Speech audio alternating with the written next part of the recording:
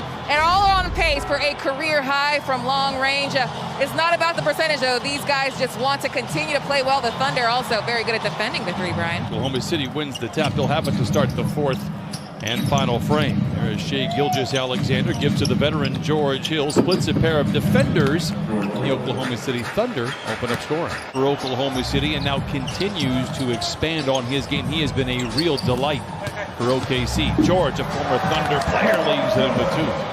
Just showed me that Roby had no idea with peripheral vision who was running at him. He never hesitated with the defender basically in his face. What a move by Paul George for the second bucket for the Clippers. Clippers will play the Thunder on Sunday afternoon and then head out on for a very lengthy road trip as George Hill knocks down his second bucket. Leonard, speak of the devil, Kawhi on the move, and tries to replicate the same play from Paul George, and does to expect what you're expecting.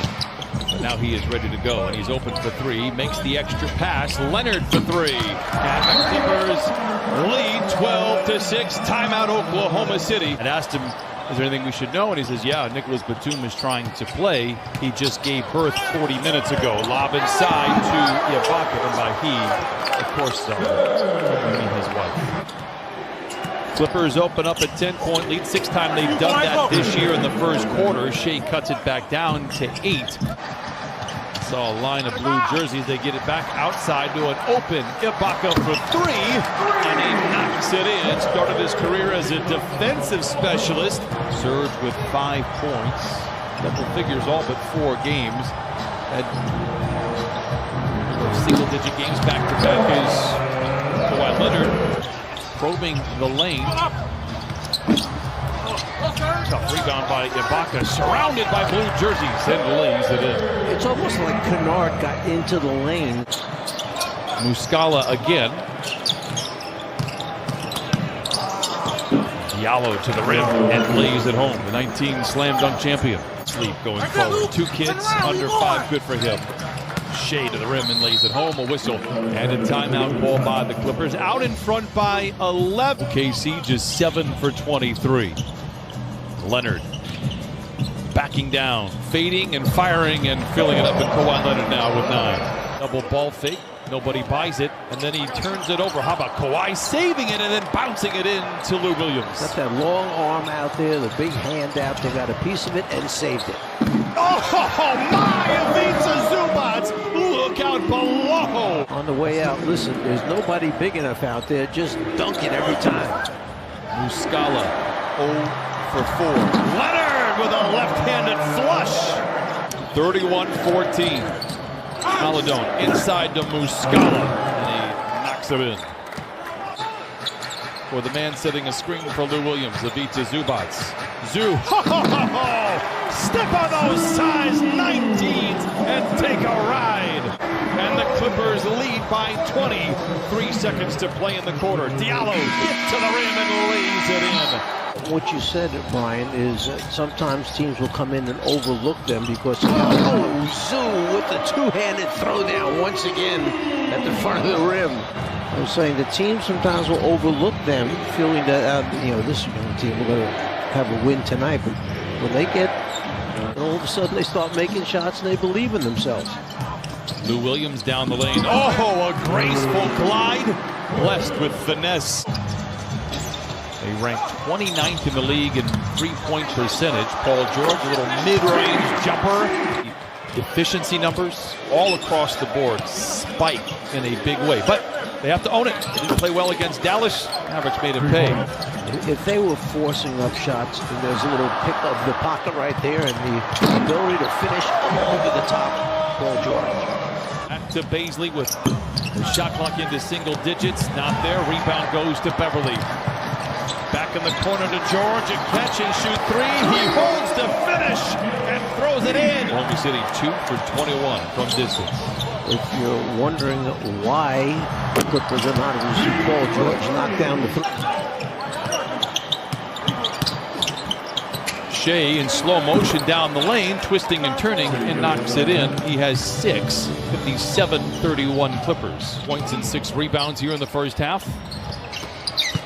Surge. Oh, up and in. He has not.